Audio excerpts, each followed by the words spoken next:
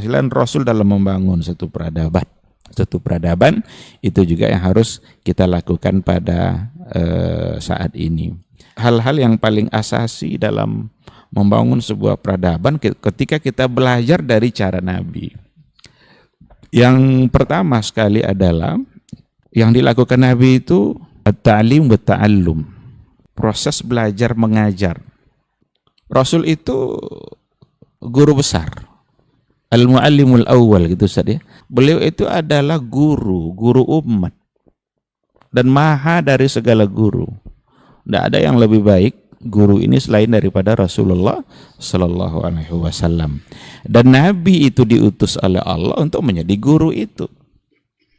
Oleh karena itulah ayat-ayat yang pertama diturunkan oleh Allah Subhanahu wa taala itu hubungannya dengan proses belajar mengajar, proses menulis. Yang pertama turun saja itu Iqra bismi rabbikal ladzi khalaq. Iqra, baca dengan menyebut nama Rabb kamu. Baca penting, tapi harus dengan menyebut nama Allah. Artinya pembacaan yang kita lakukan itu harus selalu melibatkan Allah. Kalau seandainya pembacaan kita tidak melibatkan Allah, itu yang lahir adalah kalla innal insana la yatgha. Itu manusia-manusia yang tagut, manusia-manusia yang membanggakan akal dan nalarnya karena tidak membawa Allah dalam pembacaannya. Islam sudah mengunci dari awal, Iqra bismi rabbikal ladzi khalaq. Nanti turun lagi, nun wal qalami wa ma yasturun, nun wal qalami wa ma yasturun. Itu menulis.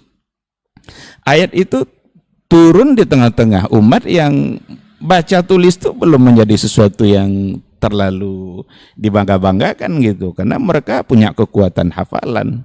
Jadi sebenarnya bukan karena mereka malas menulis, enggak perlu. Apa yang mereka dengar langsung hafal.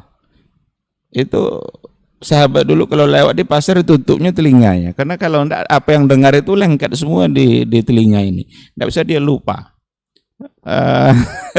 Orang hari ini udah capek baca, enggak juga masuk ke kepalanya. Dia enggak dengar sekali itu enggak bisa hilang. Itu kekuatan hafalan yang ada pada masa itu. Jadi bukan karena mereka pemalas juga, mereka enggak belum memerlukan. Walaupun ada sebagian di antara mereka yang ahli.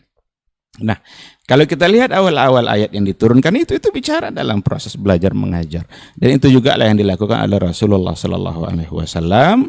Beliau sebagai guru umat dan beliau sangat mengerti bahwa peradaban harus dibangun di atas belajar dan mengajar. Lalu apa yang harus dipelajari? Yang pertama sekali adalah akidah. Harus belajar akidah, harus mempelajari seperti apa akidah yang diajarkan oleh Rasulullah Sallallahu Alaihi Wasallam, mengenali eksistensi Allah sebagai Rabb, mengenali ilah yang harus kita sembah, mengenali Allah sebagai Khalik. Ini yang diajarkan oleh Rasulullah. Karena itulah proses memahami Rabb kita. Kita ini makhluk dan Allah adalah Khalik. Jadi tidak akan pernah sama antara Khalik dengan makhluk. Al-Quran yang diturunkan mulai dari awal sampai akhir itu berhubungan semua dengan al-aqidah, dengan bagaimana kita mengenali Allah, dengan siapa itu Rabb itu. Oleh karena itu kalau seandainya inginlah kita benar-benar mengerti akidah yang benar itu, ambillah dari Nabi. Akidah yang diajarkan Nabi itulah akidah yang as-sahihah, dan tidak ada akidah yang benar selain daripada yang diajarkan oleh Rasulullah Sallallahu Alaihi Wasallam. Seandainya ada doktrin-doktrin akidah yang tidak pernah diajarkan oleh Nabi, pasti salah. Walaupun mereka ngaku-ngaku itu yang benar, pasti salah. Maka yang pertama sekali adalah al-aqidah. Ambil dari Nabi. Kalau ingin peradaban ini maju, peradaban ini bangkit kembali, ambillah akidah itu dari Rasulullah Sallallahu Alaihi Wasallam. Kenali Rabb kita, kenali siapa Nabi kita itu. Nabi kita juga adalah sosok yang diperkenalkan oleh Al-Quran. Itu kan laqad ja'akum rasulun min anfusikum azizun alaihi ma anittum harisun alaikum bil mu'minina raufur rahim itu bercerita tentang Nabi itu, Ustaz ya. Siapa itu Rasul itu? Jadi dia punya banyak sifat, punya banyak hal-hal yang sifat-sifat baik yang dimiliki oleh Rasulullah, maka harus kita kenali. Yang kadang-kadang nama sifatnya itu juga disebutkan Raufur Rahim. Biasanya Raufur Rahim itu untuk sifat Allah, tapi itu yang diceritakan adalah Nabi.